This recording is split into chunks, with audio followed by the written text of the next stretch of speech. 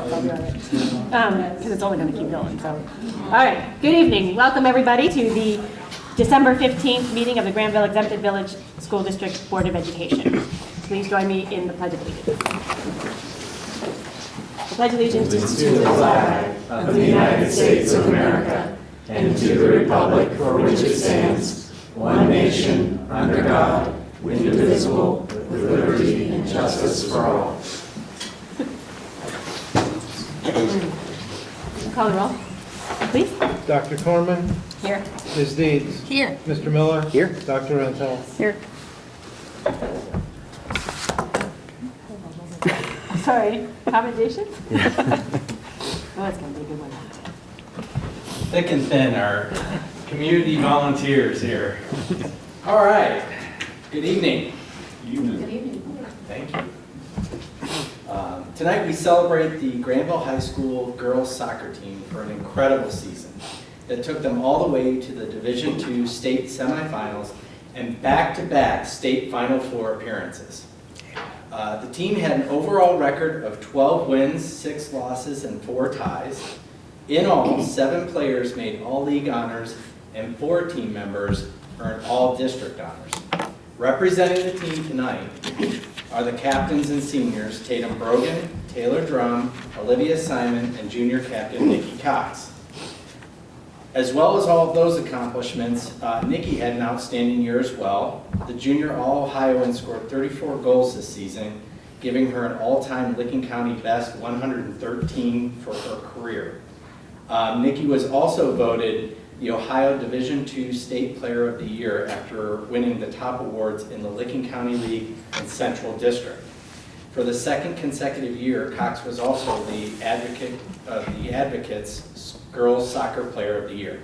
But we all know that individual accomplishments can't be accomplished without the team and a great coach. So I would like the representatives to come up and take pictures. Parents, feel free to step up here as well and receive your commendations, and that's including the coach, Mr. Coach.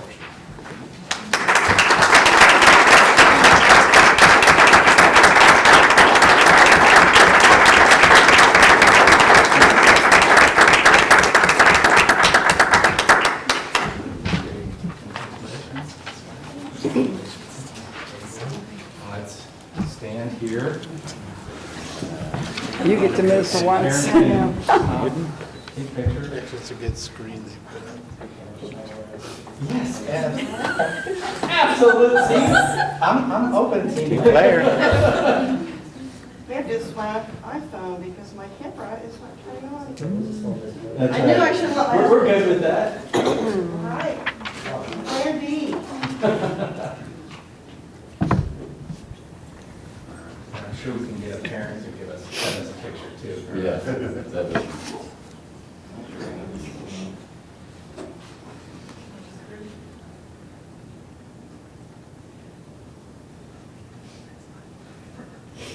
Everybody's eyes are open, all right. Congratulations on a great season.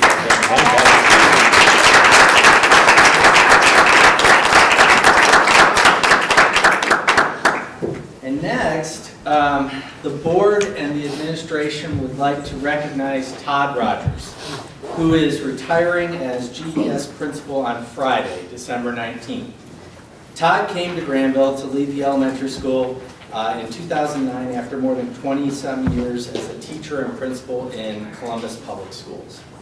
Todd is known for his love of all things Disney. Now, as a person who went to Disney World a couple of times in the last couple of years with my young students, I don't know how you do it, but good for you. But I think it helps him connect to the younger students that he serves. The way he totally gets into character for the annual Halloween parade speaks volumes about his desire to connect with students. I'm surprised that your daughters let you out in the Grinch green tights, but you know, they know that it's for the kids, I'm sure. The success of that connection is reflected every time a current or former GES student yells, "Mr. Rogers, Mr. Rogers," and runs up for a hug, usually at Witt's in the village. After 30 years of dedication to children, Todd deserves all of the pleasures of retirement. We will miss him and wish him much happiness in whatever his next phase of life is. I personally think he should go on the senior tour for the PGA. May need some work on that, but I think if you dedicate your time and talent, you're going to be there. So please let all of us congratulate Todd on his retirement. Right now, come on up. And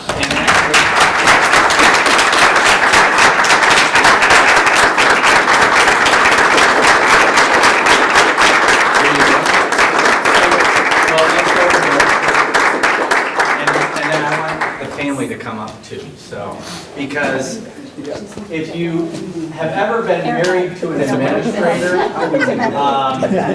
or have a dad as an administrator, you know that it is a family affair.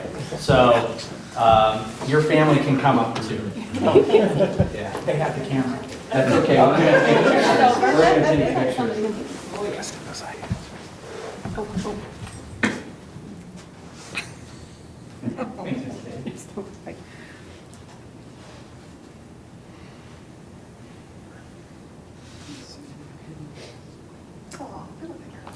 So what Todd has is an original blue ace from the Works, the glass blowing group at the Works, and we give those to all of our retirees as a symbol of their time at Granville. So thank you very much, Todd, and we are going to miss you, but I'm sure we're going to be out on the golf course at some point soon, I'm sure.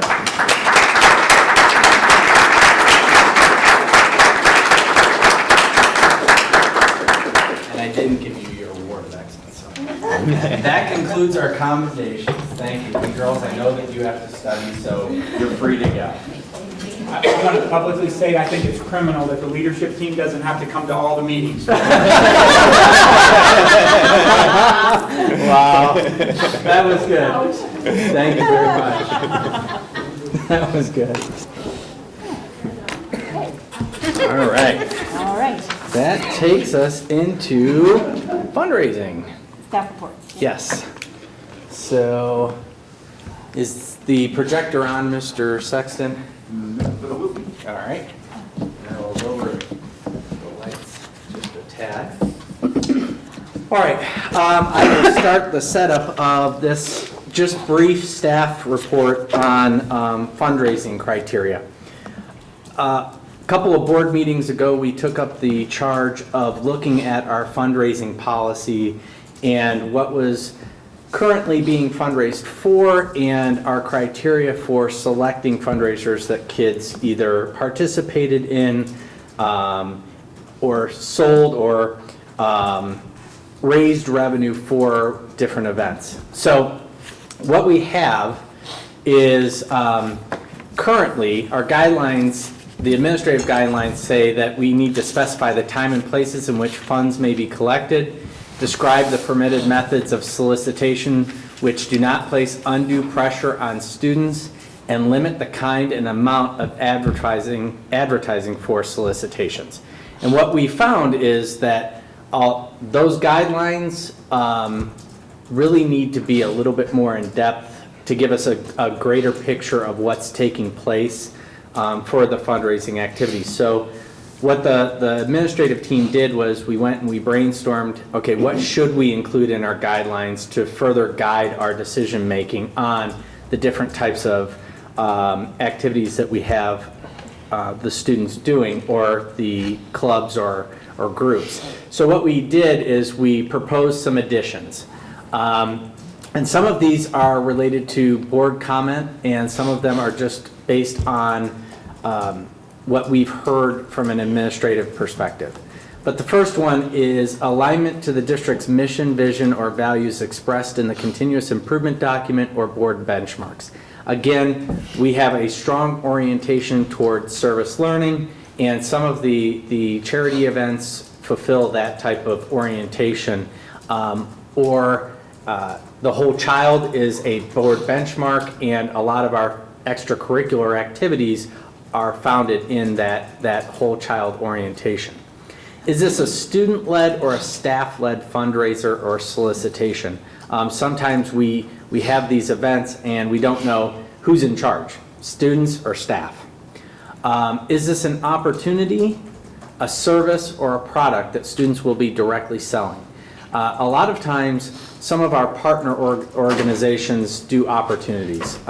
Brad mentioned one of them at the holiday concert. You know, his favorite is the city barbecue, right? Which I have coupons for tonight. Very good, very good. So some of them are opportunities that we make the community aware of that benefit our students, but it's not really a direct sales. And then there's service type of opportunities, and then we do have some product sales that take place. However, there is some language in the extended policy that really the board wants to limit direct selling of the students going door to door or soliciting. What would the money be used for? We want a really clear articulation of what that revenue is supporting. Who is the accountable organizer? That is important because we want to make sure that money gets where it needs to go. Not only from an IRS perspective, but also just for an accountability perspective. And then what are the dates of the fundraisers? Who is the target audience for the fundraising or solicitation? Is it students? Is it parents? Is it community, businesses? To get a sense of how often are we potentially hitting up one particular type of community member, okay? How will the money be collected, accounted for, and donated or expended appropriately? Again, getting into that accountability for the flow of revenue. Is the building administrator aware of the event or activity? That's a key one. We want to make sure that our administration is aware of, especially if students are planning to do some type of fundraiser, we want to make sure that they know that there's a process and that the administration is aware of that. If the money is going to a charity, is it a legitimate 501c3? Because we want to make sure that if kids are promoting it as a charity and people are potentially able to get a tax benefit, that we have some verification of their status.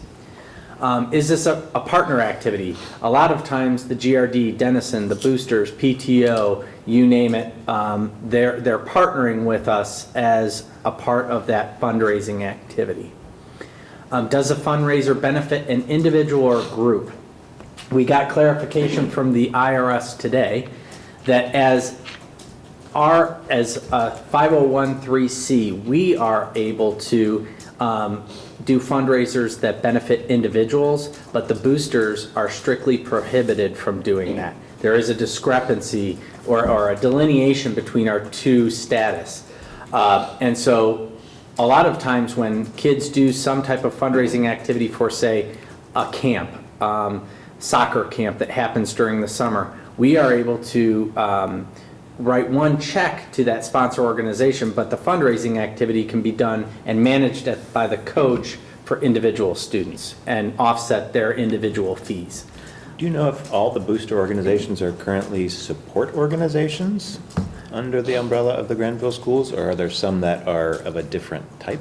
They are, as far as I'm aware, I believe that they are all type 1, which is what the GEF originally was. Okay. So the GEF is unique in the fact that it's flipped its designation because of their unique situation, that they've had to move to a different type of organization. Yes. Okay. But I am meeting with Brad and Fred on Thursday, correct? Yeah. Just so that we're all on the same page. How will the fundraiser reinforce a service orientation for students? We really want to make sure that sometimes, it's not just about writing a check or selling a product, but that, a lot of the benefit of doing something for somebody else is that intrinsic reward that people get. So again, that I think came out in some of the conversations that the board had. And then does this conflict with a historical fundraiser or a previously planned event? Again, trying to get at that saturation issue. Do we understand who's doing what at what times?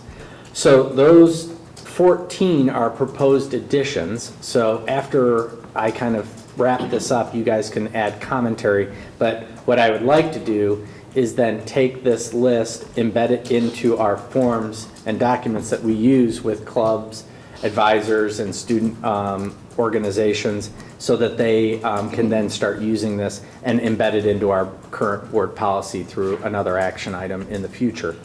But another thing that we decided to do was identify a point person. So Donna Fouch from the Treasurer's Office will serve as the contact for advisors and student clubs in relationship to their fundraising activity. I think that's critical because you want to have a person that's overseeing those types of activities, and the Treasurer's Office seemed like the natural fit. And then if necessary, an advisory committee can be utilized to inform the students or the superintendent's decision to either run a fundraiser or not. Again, that would be more of an ad hoc committee that I would pull together if I'm struggling with the decision to support that. So that's kind of my information. I'm really open to your suggestions or feedback at this point, so that we can, kind of button this up after the first of the year with some potential new language and policy. Any thoughts, questions, concerns?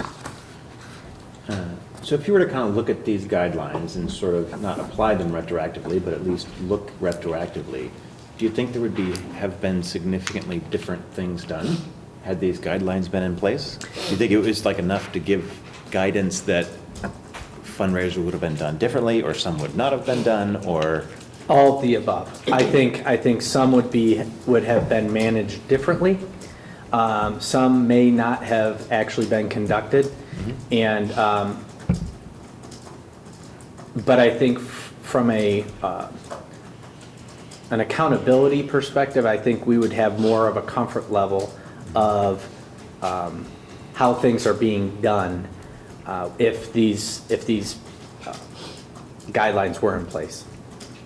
So I would say a little bit of everything that you described. Yeah. And it seems to me like as they're rolled out, the more clarity we can get with examples or something along those lines to what's best practice and what's not would be helpful, right? Because I think that in the application of these is the trick, right? And how you consistently apply them across all the different organizations and folks that want to do it. So the more clarity you can get so that decisions are, like, you don't have to make a decision so everybody knows, oh, obviously this is within the scope and that's without. Well, what we envision is, and we are starting the conversations about, okay, what would the notification process look like? Like every year we have an annual coaches meeting for each sport.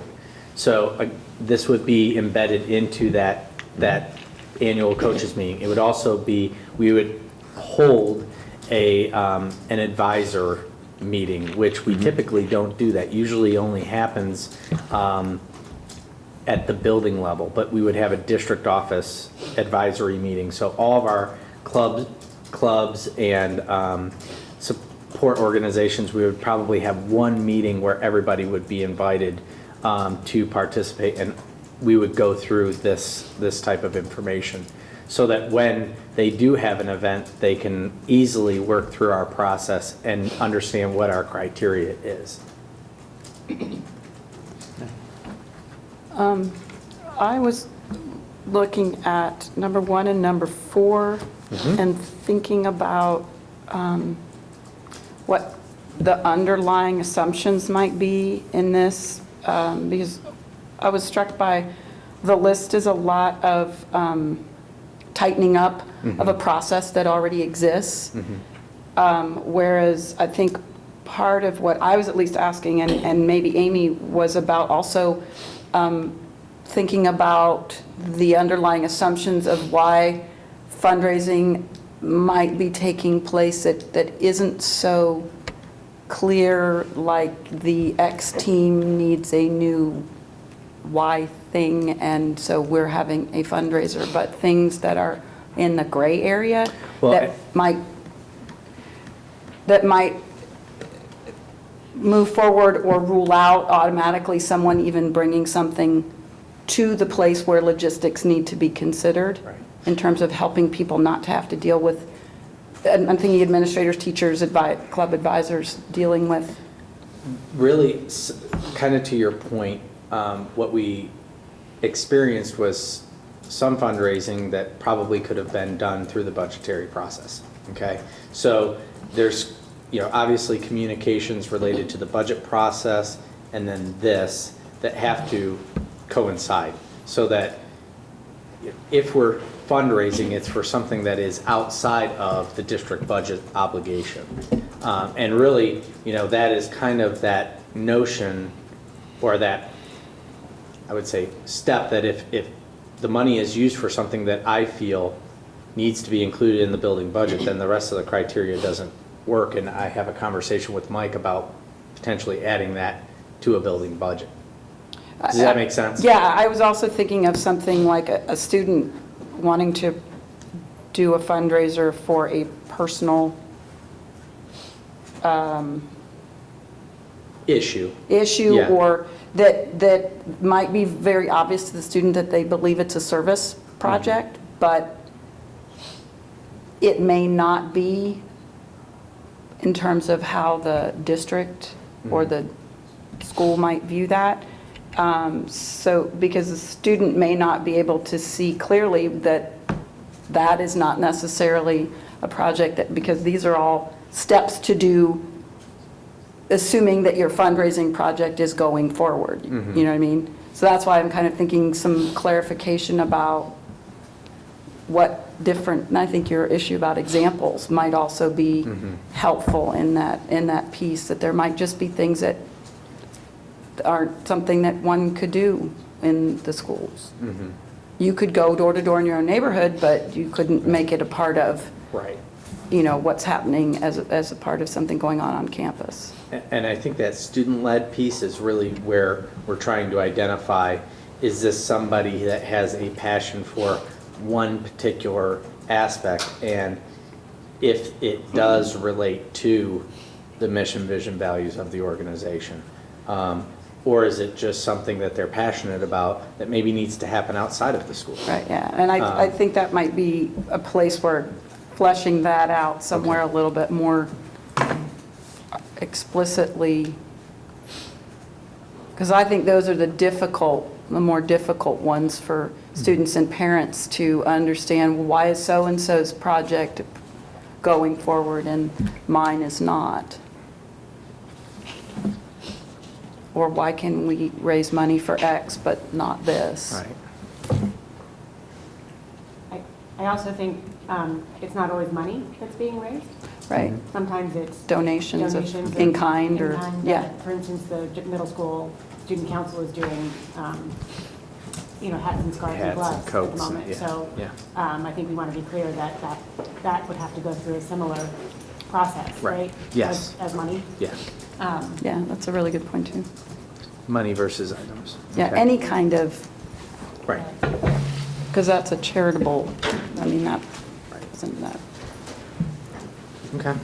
I- Good I- suggestions. Yeah, I agree that, it definitely, we can see the tightening up of the process. It's still not entirely clear to me how this might sort of rein in or, deal with the saturation. Just knowing whether they overlap or not, I don't know. I don't know if there's, also we want to think about coordinating more, like does every individual person or club have to do their own? Can it somehow be coordinated so that, the effort and then is, so there aren't, 20, Hat, coat, and scarf has code collection. required things or, And I think this is probably a first step in tightening up and getting information into us so that we have clarity on what we're actually fundraising for. And then, at some point, we have to get a little bit better at the coordination. okay. So we need to better know what we're doing. Exactly. Across the board. Yeah, Yep. okay. Yeah, there's a great opportunity for efficiency there. We've talked about a lot Yep. before, and clarity again from the community's perspective looking in. We have some great supporting organizations that do have a good infrastructure, and I think we can build upon that. And maybe this is mostly just data gathering to Right. kind of help that process, because it's a long road to kind of get that all It will figured be a out. long But road. this, but this is the good But first step. this is a Yeah. great first step. Yeah, no, I think it was something that really did need to be addressed. So I'm glad that the board brought this issue, and we had significant conversation about it administratively, and recognized that, you know, there's a side to this that really is a lot of things that are, I would say, outside of the budgetary process that are paid for by these types of opportunities that are pretty extensive. And so, you know, there are also not our taxpayer obligation, but do add some value to, a lot of value to the experiences kids get. And so it is a double-edged sword.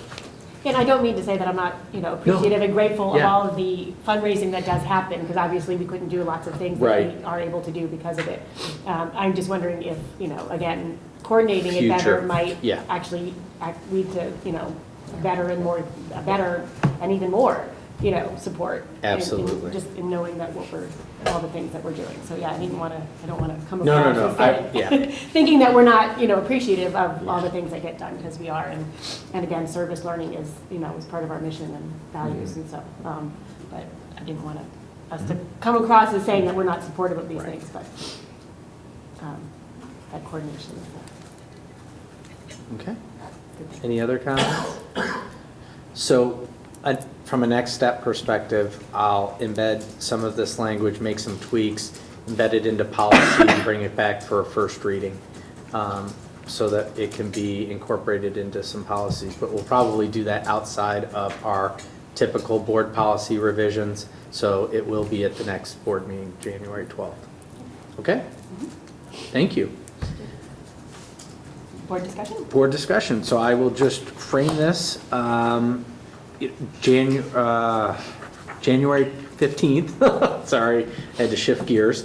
January 15th, we will be hosting an economic sustainability summit, so to speak, where we have invited a lot of, the entire community, but some key partners in discussing the long-term economic sustainability of the schools in Granville community as a whole.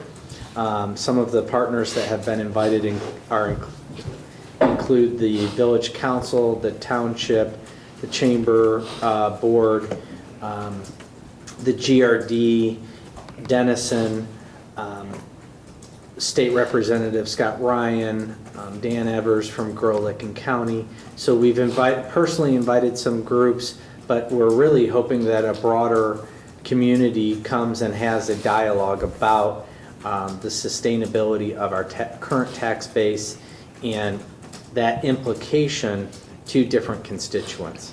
I know just recently that the village and the township also, you know, went through losses in the local government revenue stream. So I think everybody has a lot invested in this conversation, and it should be a great dialogue, and I'm looking forward to it. So from our perspective, Mike will do kind of a little presentation about the tax base, Class 1 versus Class 2 in context to the statewide average, and a little bit more detail so that we understand it from the school funding perspective.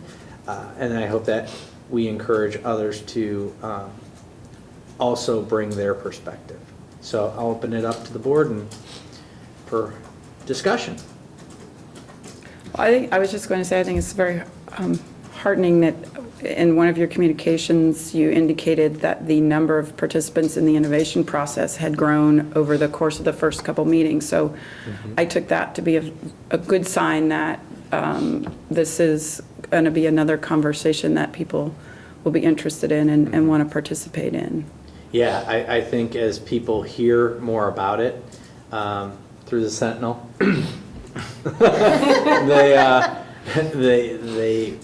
they may hear the first conversation, but it may lead to an ongoing conversation. And I think it needs to be ongoing. And again, we're positioned right now perfectly for the conversation because we don't have a tax levy on the ballot for the foreseeable future. So now's the time to have the conversation when things are going well. but we know how schools are funded. So there's always that, that future levy on the horizon at some point, so. It's also a good time, given that we kind of know that this funding formula is going to be for the next Yes. 4 years. There could be some tweaks, I assume, but for the most part, there aren't any major surprises coming down the road. Correct. Right? We have. I am not anticipating any major surprises. We're not anticipating. Everything I've heard indicates that the current structure the basic structure will stay in place.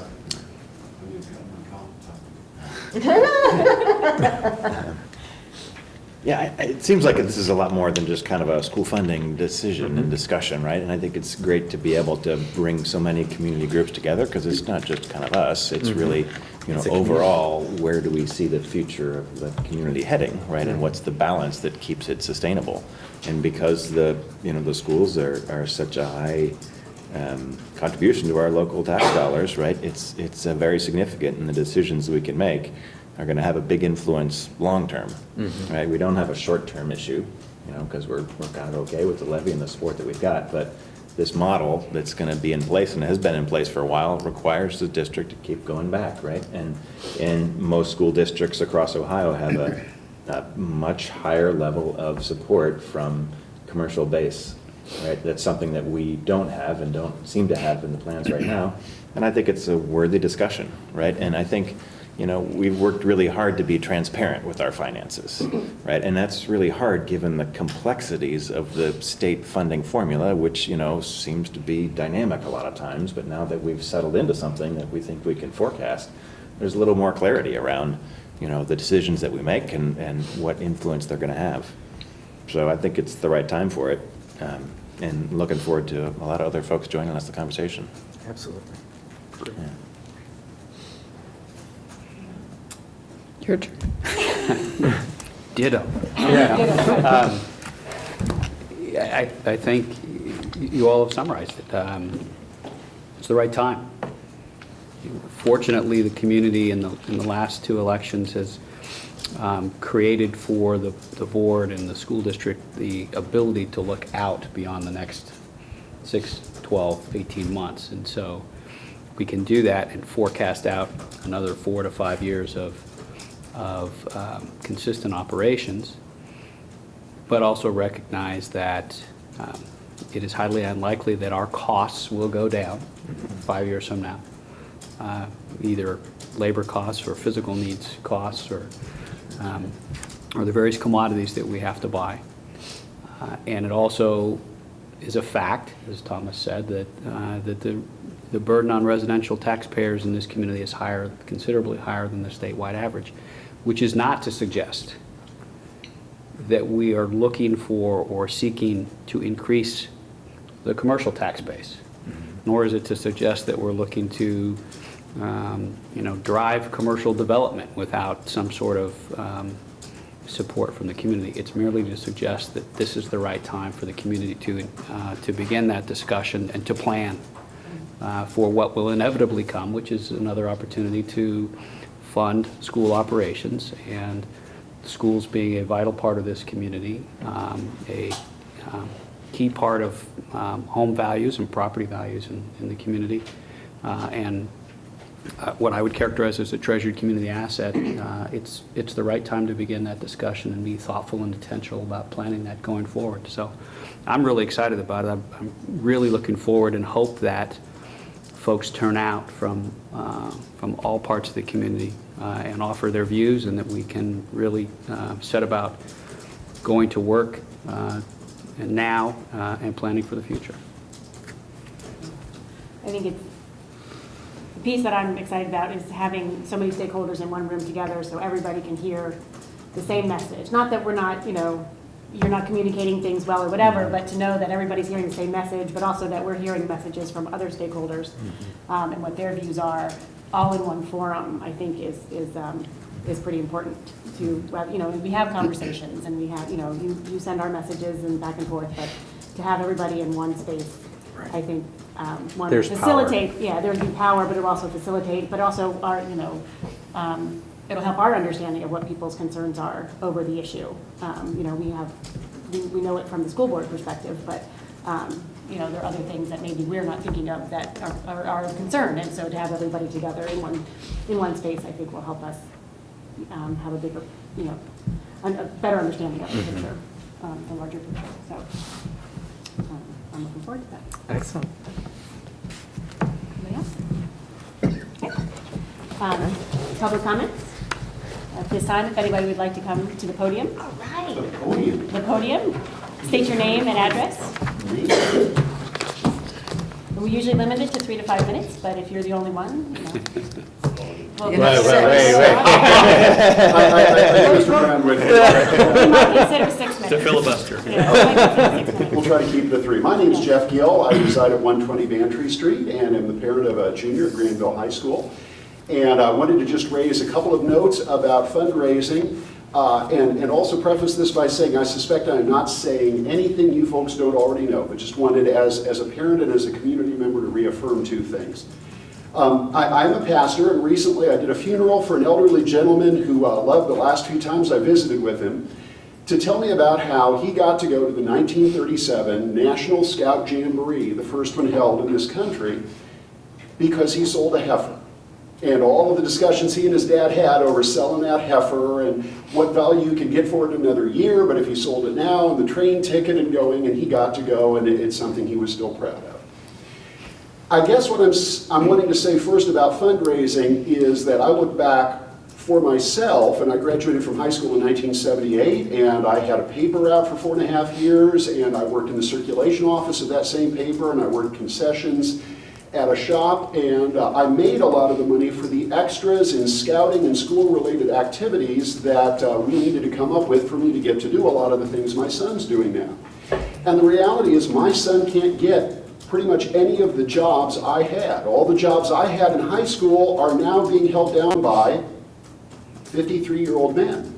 It's kind of interesting how the economy has changed, but it's a major change in our landscape, especially for youth, that I want to ask the board to be mindful of. Fundraising, I'm just going to say it right up front. I'm not sure if Brad will glare at me or not. There's too much of it. There absolutely is. I'm the parent of a student, and trust me, I know. And working with PAC 3 and now with Troop 65 here in the community, we are absolutely also part of the problem. But the first note is that kids can't work jobs the way they used to be a part of the solution and a part of the learning. I miss that. I actually grieve that to some degree, but it's a reality and it's something that we're having to work with. And often working a fundraiser is the one way they can have that stake, that ownership, that participation in the economics and the financials. Which leads directly to my second and last point I wanted to lift up for the board, and that is, again, having been an assistant Cub Master and a committee chair and an assistant Scout Master again here in the community, worked with youth groups in this community, and now of course with the Music Boosters and other student groups, do not forget that there is a significant subsection of families with kids in our school district that just don't have the money to pay for extras. Just, you know, a really great value-added activity, and it's just $50. And there's parents who are flinching and even weeping. All the jokes and all the stereotypes aside that we tell about ourselves, let alone that other people tell about us in Granville, but in fact, even though incomes and expenses might be higher than they are in some areas, they still tend to net and even outstrip each other to the point where a family has to say often to a kid, if it's $50 and it's got to come from me, then it's not happening for you. I'm really sorry. Fundraisers are a way to buffer that. Fundraisers are a way to overcome that, and I think that's why we're seeing so much more of it. So I commend you all for your study, both on a staff and a board level, and promise to be a helpful partner with you on that, and I just ask you to keep those 2 points in mind as you're working your way forward. Thanks, Thanks very judges. much. Happy to.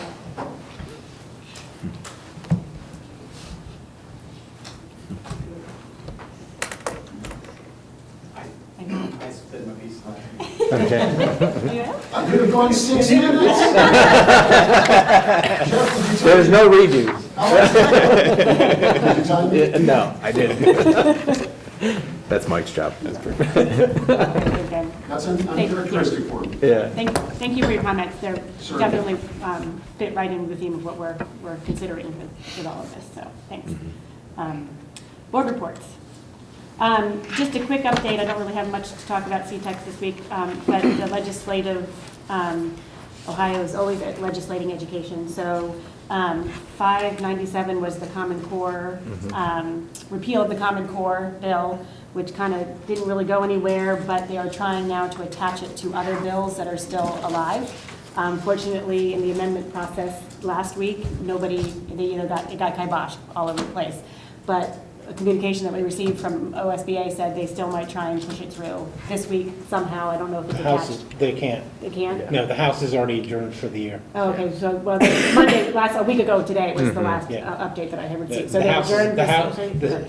the Senate still has one more session Wednesday, but the House is adjourned for the year. Well, that's- Or the other way around. All right. So One of that's- them is going for the year now, so One of them is, it's, oh. yeah, Yeah. it can't happen. And then there is another bill that has lots of education pieces in it, 396, 97 House bill, I guess. Anyway, but one of the things There's that's so in many it, it won't, numbers. obviously won't, if the House is already adjourned, it Yeah. won't pass, but one of the more significant things in there, and you can maybe speak Yeah. a little bit more about this, is the use of the OAA for the third grade reading guarantee in the spring, rather than moving to the park assessments. And so, I mean, there is a financial cost to the state. I don't know if there is for us as well. 1.3 million to the state. There isn't a cost to the local. Right. But And you want to talk about it from an education? yeah, so some of the tension that was created around K-3 literacy, the third grade guarantee, and having kind of an apples and an oranges type assessment system where, the fall assessment was OAA, and then some of the students were going to be taking the park assessment if they passed the OAA, and some students, if they were borderline, were going to take the OAA and count against school districts. There was a lot of conversation with the Department of Education that they felt like if they were going to move to that type of assessment system, that it needs to be done wholesale. So, the fall assessment would be park, and so would the spring assessment.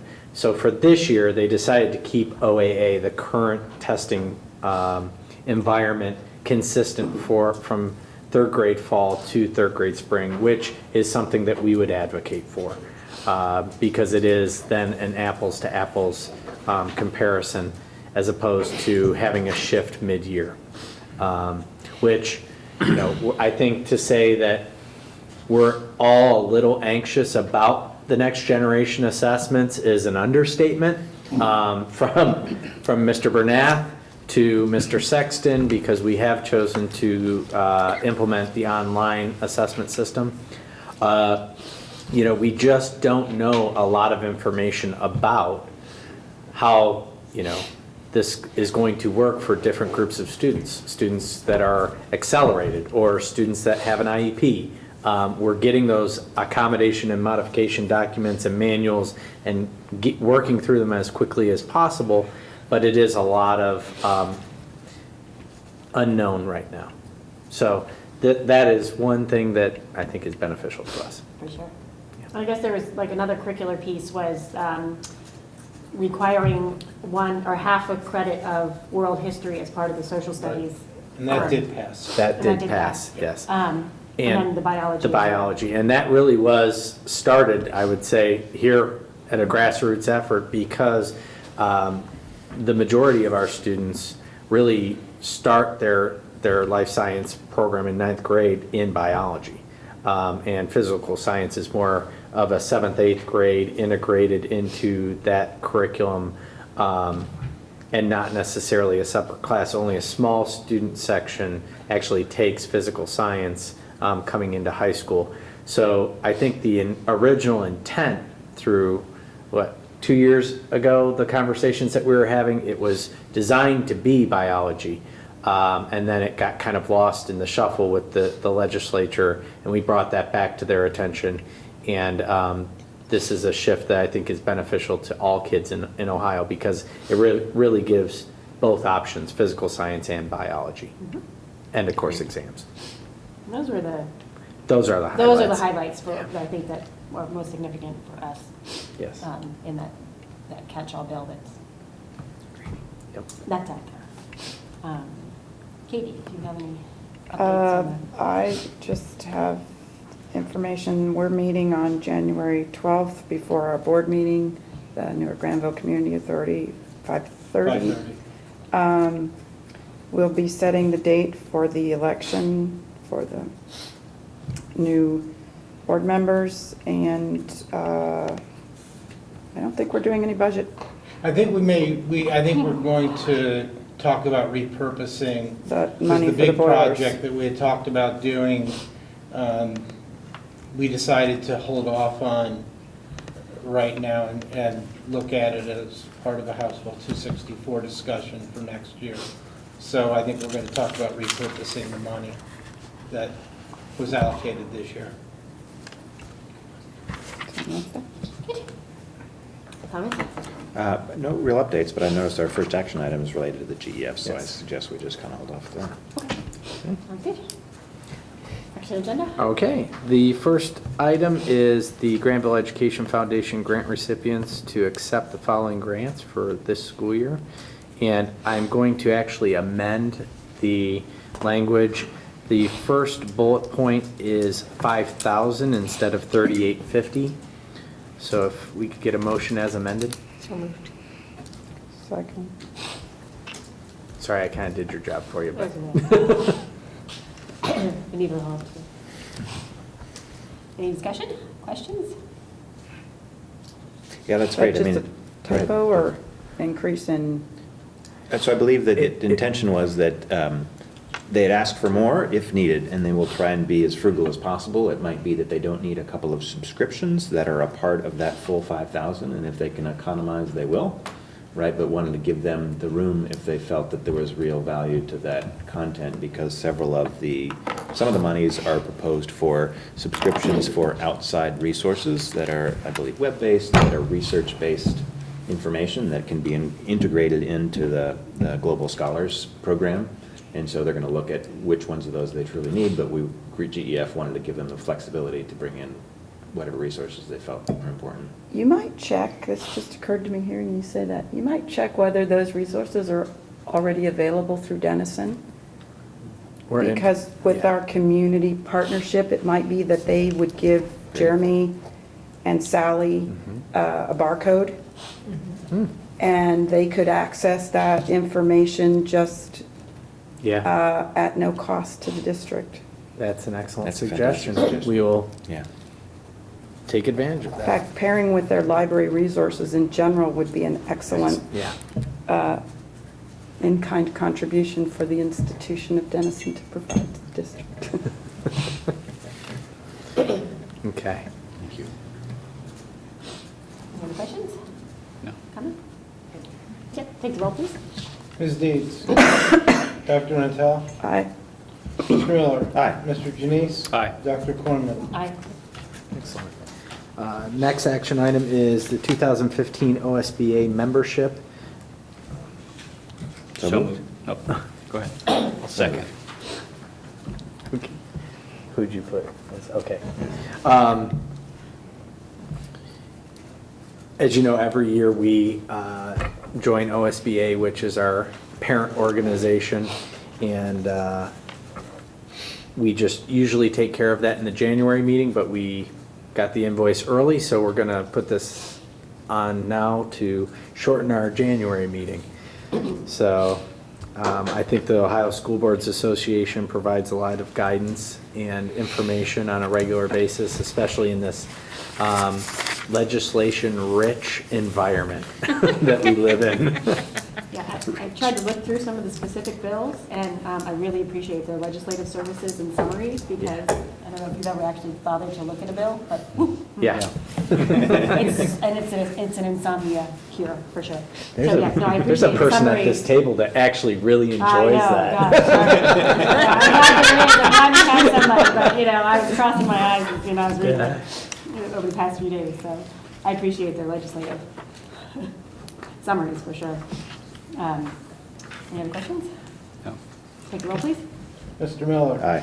Mr. Janice? Aye. Ms. Deeds? Aye. Dr. Rentel? Aye. Dr. Corman? Aye. Excellent. The next item is the 2015 Legal Assistance Fund membership.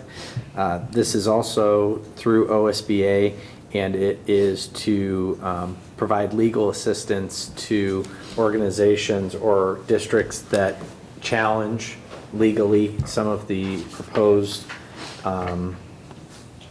issues or policy decisions that we think we need to maybe have some legal advice on. So it's been advantageous in the past. So moved. Second. Questions? Take the roll, please. Ms. Deeds? Aye. Dr. Rentel? Aye. Mr. Janice? Aye. Mr. Miller? Aye. Dr. Corman? Aye. 10.04, we have an unpaid leave of absence for Tuesdays in February. So moved. Second. Questions? Take the roll, please. Mr. Janice? Aye. Dr. Rentel? Aye. Mr. Miller? Aye. Ms. Deeds? Aye. Dr. Corman? Aye. We have 10.05 is a maternity leave. So moved. Second. Questions? She's,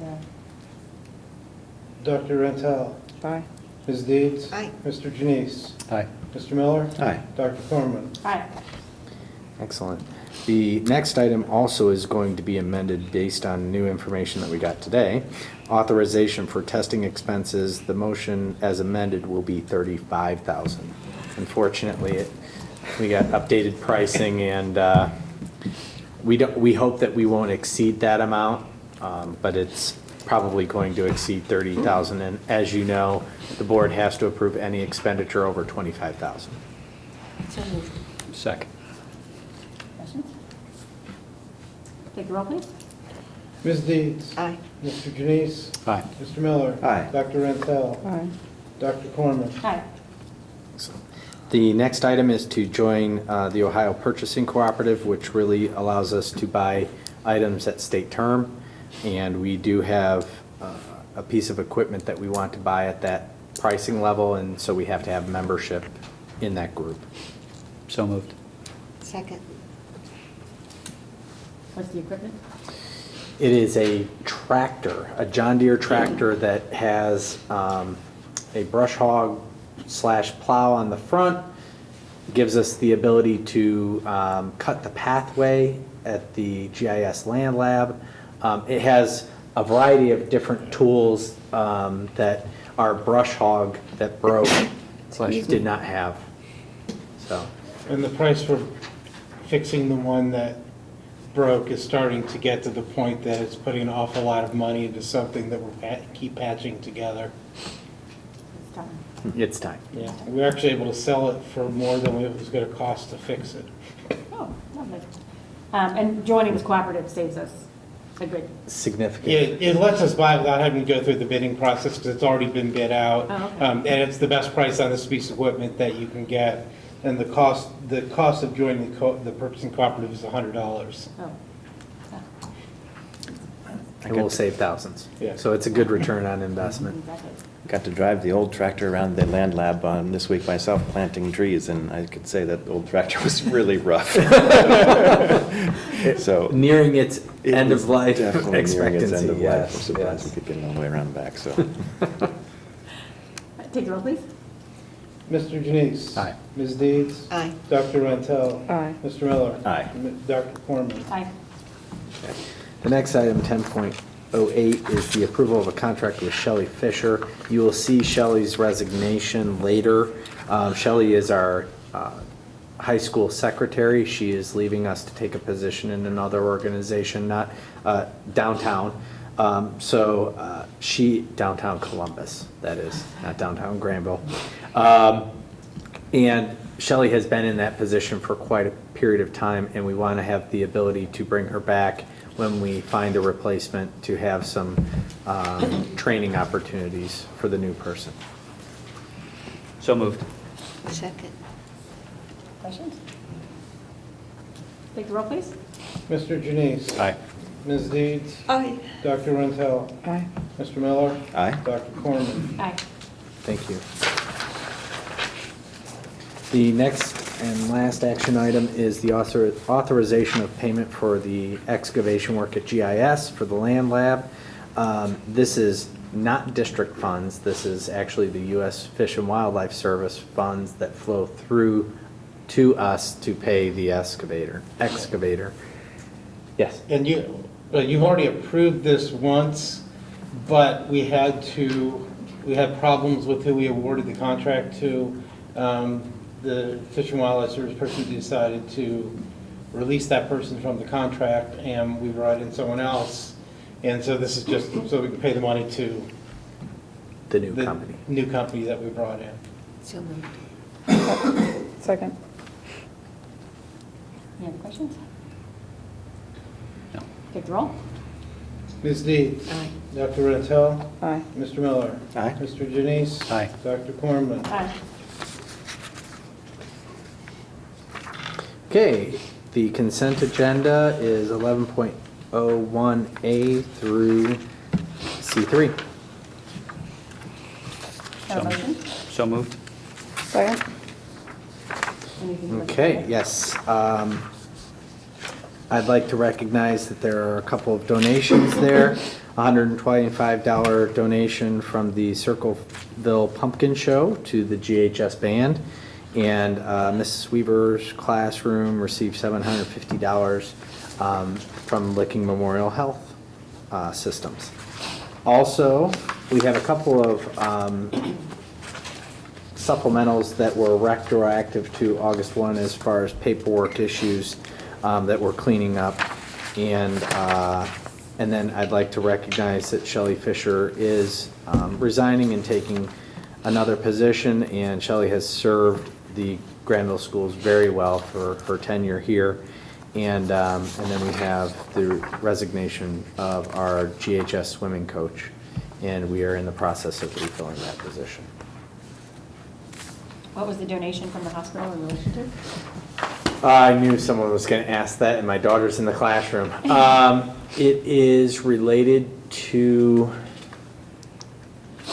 Rob, is it related to technology? The 750 in Laura Weaver's classroom? If it is, I'm unaware of it. No, Okay. it's not. I can't remember. Can I get back to you on that? I should probably know, and she told me, and it is not coming to, Superintendent. yeah. And I read it too and can't remember. I know. What it is, because we had to decide whether it was a donation or a grant. Yeah. Right, okay. Good I can't question. remember what it is You either. stumped the panel. Any other questions? Do you have a motion? Yes. Yeah. Any other questions? No? Take the roll, please. Mr. Janice? Aye. Dr. Rentel? Aye. Mr. Miller? Aye. Ms. Deeds? Aye. Dr. Corman? Aye. That takes us to our financials. First is the adoption of the monthly financial report. We got a motion, I'll go through the report briefly. So moved. Second. Can I ask a question real quick? Do you usually attach that? Because I can't find it to pull up on my screen. Doesn't It it wasn't usually in the come bid? in Maybe the it bid? was attached, no, it was attached to the agenda that got sent out on All right, Friday. let me just see if I didn't see it in the bottom there.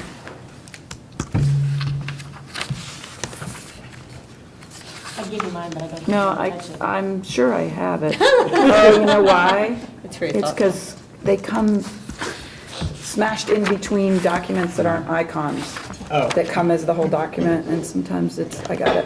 okay. Good.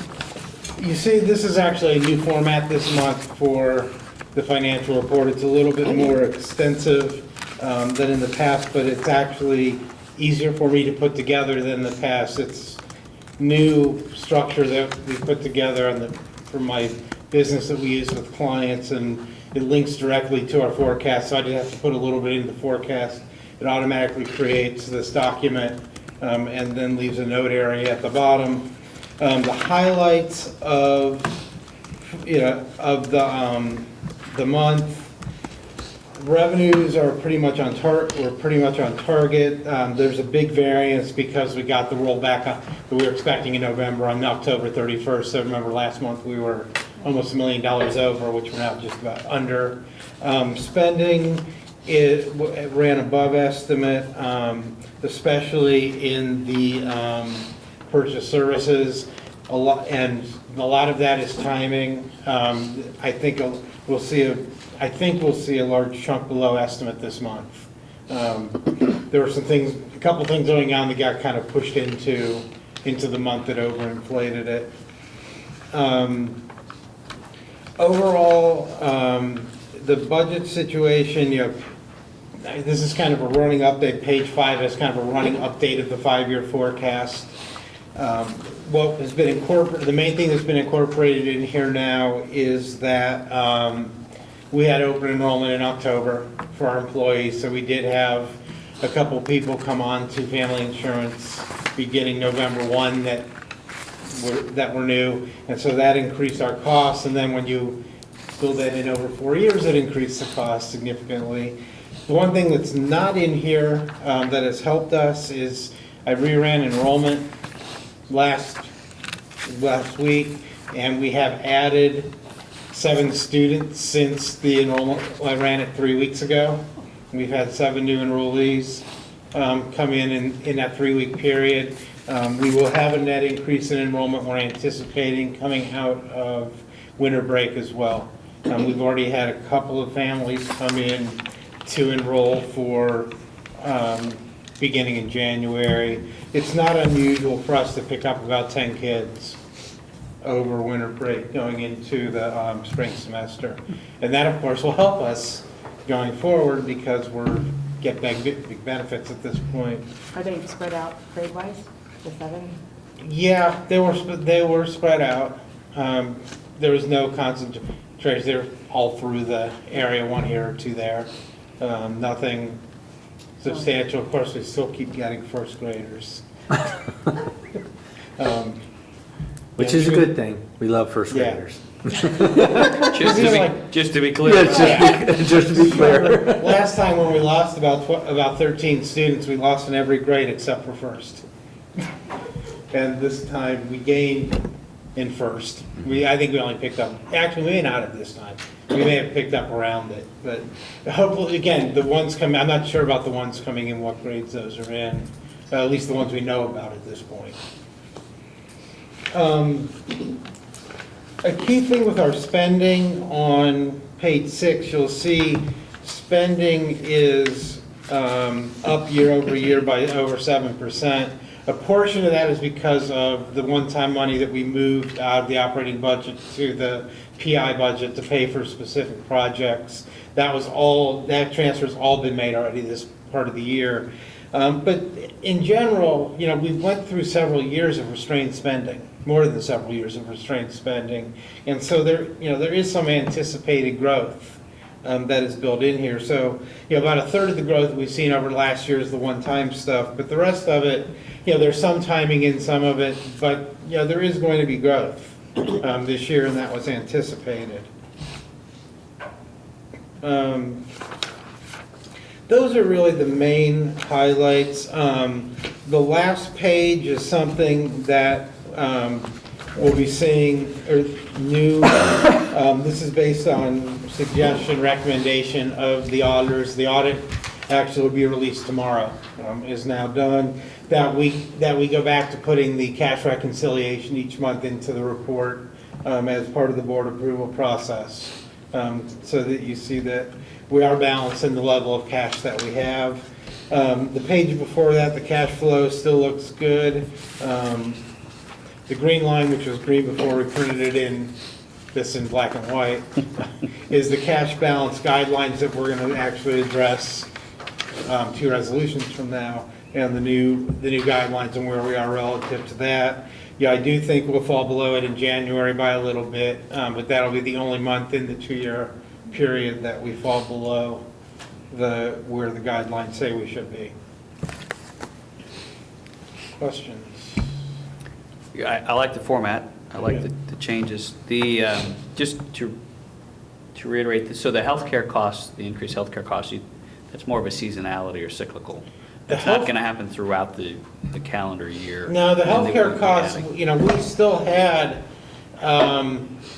it's going to end up being about 9% higher than last year. Right. We had a 7%, 7.5% base growth, plus we have the impact of the Affordable Care Act fees. Last year, we only had half a year of the fees in there. This year, we have a full year of the fees in there. So are And you- that adds a couple percent onto the growth as well. Are you front-loading that, though, or is that going to be, The is that fees- reflected every month? The fees are part of the premiums. Okay. So the only influx that we really have had is from the additional plans that we added during November from our employees who picked up, during open enrollment. Okay. The only other thing. And that window will close, Yeah, so. it- I mean, right, it's already yeah, closed. it's closed, Yeah. so So that's everything else would be a life event. Yeah, won't the be only recurring. other thing that is front-loaded also in November is for bargaining unit members who decline our insurance. By the bargaining, they get an $800 payment. And that payment is made in November. And we actually had a few more people than normal earlier in the year who had turned down the insurance. And we knew that, because they turned it down. Some of the new employees, when they came on back in August, declined insurance. So that payment was up a little bit from where we had thought it was going to be. But that, of course, saves us money That's in the whole scheme of things. Is $800 is obviously a lot less expensive than the cost of single or family insurance for the year. And then the purchase services increases, that's something you think will equalize or normalize over? It will, I think it will mostly normalize. One big chunk of that there's a big chunk of natural gas payment in there. There actually ended up being a catch-up from last year that we sort of got lost in the shuffle. But because of how harsh the winter was last year, that we ended up about $20,000 over our budget plan. And so that's in there. We also have been carrying a credit that we actually are going to recognize in December. And so the gas payment that we're going to make in December is going to be about $15,000 or $16,000 less than a normal budget plan payment. So gas has been a little bit front-loaded because of that, and that's a piece of it in there. Thanks. Any other questions? Take the roll, please. Ms. Deeds? Aye. Dr. Rentel? Aye. Mr. Miller? Aye. Mr. Janice? Aye. Dr. Corman? Aye. Thank you. 12.02, the authorization to request tax advance. This is something that we do each year to allow us to receive property tax money from the county auditor as it's coming in, rather than waiting till March for the settlement. So moved. Okay. Go ahead. Any second? Yeah. Questions? No. Take the roll. Mr. Janice? Aye. Dr. Rentel? Aye. Mr. Miller? Aye. Ms. Deeds? Aye. Dr. Corman? Aye. Okay, 12.03, the resolution adopting a cash balance guidelines. Since we're not doing this as a formal policy, we don't have the first reading, then second reading. This will just be guidelines that the board is adopting. These are the same guidelines that I talked about last month and that were displayed, in the presentation. The actual guidelines are attached with kind of how they're set and how it's to be reported on, at least quarterly, although, you get that from me monthly, and to point out at times when we're falling below where that guideline says we're going to be and why we're falling below, and whether that is a serious issue or not at that point. Motion? So moved. Second. So Mike, could you just talk a little bit about, this has been something that you've worked on for a while. You've obviously taken it to the Finance Advisory Committee as well. And I think the sentiment there was that this is a sort of a best practices Yeah. guideline that we should have in place to make sure that it's one more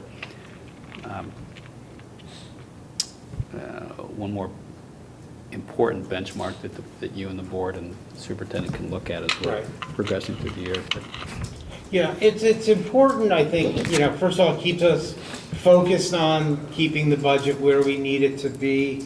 It's something when we go to rating agencies, which I think if all goes well, we'll be doing a year from now, or a little less than a year from now, to refinance our debt.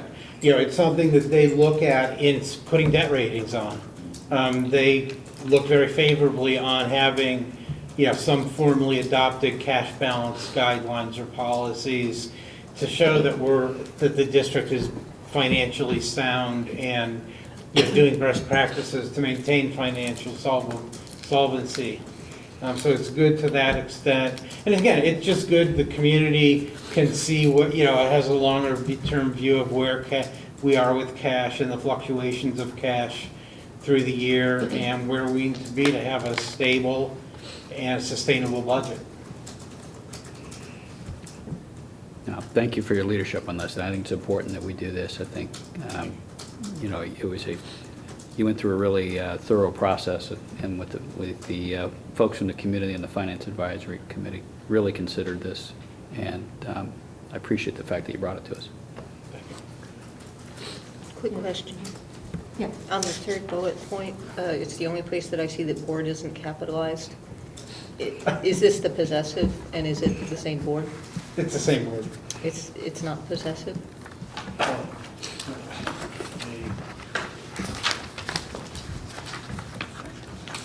It's probably just my bad typing. Amy, can you say it one more time? Third bullet, falling below the board's cash okay. balance reserve. Yeah, words. Yes, that should be possessive and capitalized, yes. So that is okay, I will make that adjustment before we, As amended. as amended. Yeah. Okay. Thanks, Amy. Any other questions or clarifications? Okay, take the roll, please. Mr. Janice? Aye. Ms. Dietz? Aye. Mr. Miller? Aye. Dr. Rantel? Aye. Dr. Corman? Aye. Oh, yeah, we have a church. Oh, look at that. I feel like I haven't been here very long. Motion to adjourn? So moved. So moved. Second, anybody? Second. All right. Who, Amy Amy. made motion, Oh, Katie okay. second. I thought I heard Katie make the motion. All right. I assume you guys don't want to discuss this. We were both a little I'm stoned. not calling for discussion. Take the roll. We were in awe of the fact that it was only 7:45. Aye. Dr. Rantel? Aye. Mr. Miller? Aye. Mr. Janice? All right. Dr. Corman? All right. Merry Christmas and Happy Motion Hanukkah. accepted, meeting adjourned. Thank you.